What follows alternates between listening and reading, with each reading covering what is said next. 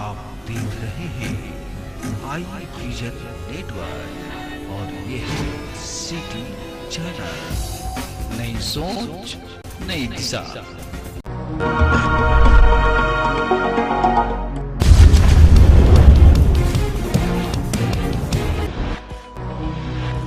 भारत ने Paris Olympic में छठा मेडल जीत लिया है। रेसलर अमन सहरावत ने फ्री स्टाइल 57 किलोग्राम कैटेगरी में प्यूर्टो रिको के डर्लिन तुई क्रूज को 13-5 से हराया। अमन पहले दौर के बाद 6-3 से आगे रहे, फिर दूसरे राउंड में बढ़त बनाई। जीत के बाद अमन ने कहा, ये मेडल माता पिता और पूरे देश को समर्पित है।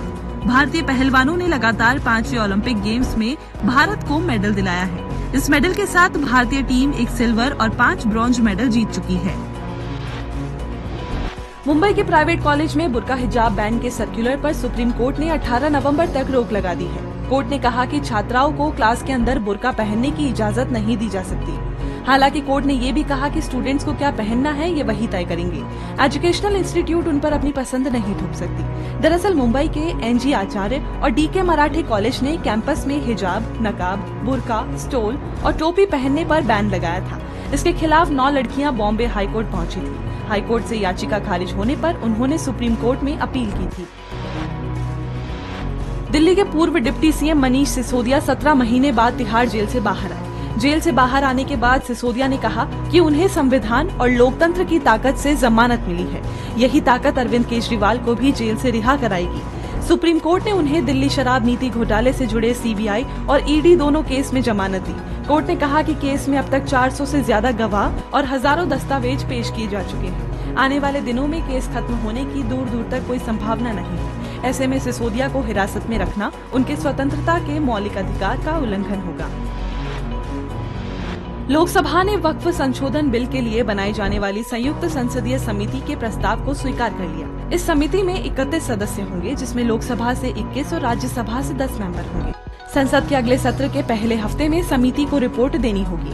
संसदीय कार्य और अल्पसंख्यक मामलों के मंत्री किरेन रिजिजू ने गुरुवार को लोकसभा में वक्फ बिल 2024 पेश किया था।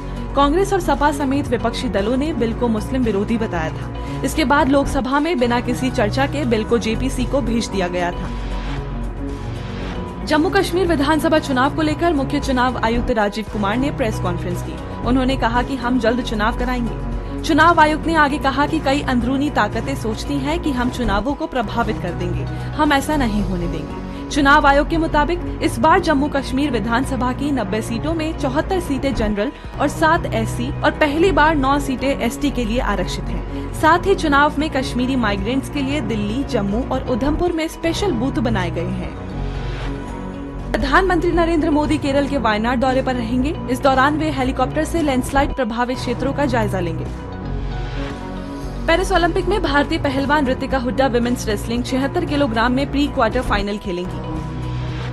पंजाब के मोहाली जिले के जंडपुर गांव में बीड़ी, सिगरेट और गुटखा पर रोक लगा दी गई है। साथ ही बिहार, UP और दूसरे राज्यों से आने वाले लोगों को अपना वेरिफिकेशन करवाना होगा। इसके अलावा रात 9 बजे के बाद लोग गांव में नहीं घूमेंगे। ये फैसला नौजवान सभा ने किया है। उनका कहना है कि गांव का माहौल खराब ना हो और अपराध को रोका जा सके, इसी वजह से ये फैसला किया गया है। इससे पहले मुद्दों संगतियां गाँव में भी ऐसे नियम निकाले गए थे, जिन पर कई लोगों ने आपत्ति जताई। फिलहाल मामला हाईकोर्ट में है। सेंसेक्स 819 पॉइंट्स बढ़कर 69,705 पर बंद हुआ। वहीं निफ्टी 250 पॉइंट्स बढ़कर 24,367 पर बंद हुआ। और अब आज के दिन का इतिहास।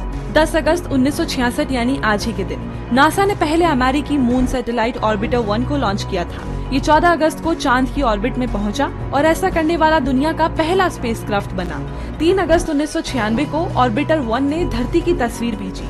ये मून ऑर्बिट से ली गई धरती की पहली तस्वीर थी। 1960 के दशक में अमेरिका ने अपोलो मिशन लॉन्च किया था। इसका मकसद चांद पर मानव को पहुंचाना था, लेकिन वैज्ञानिकों के पास चांद की सतह की डिटेल्ड फोटो नहीं थी।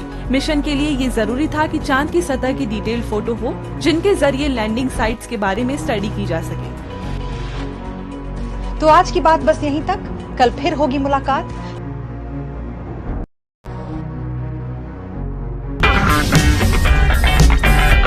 अगर आपको हमारा वीडियो पसंद आया हो तो इसे लाइक करें, हमारे चैनल को सब्सक्राइब करें और हाँ, बेल आइकन दबाना ना भूलें। ताकि आप तक हमारे वीडियो की नोटिफिकेशन पहुंचती रहे। आप अपना सुझाव हमें कमेंट बॉक्स में दे सकते हैं।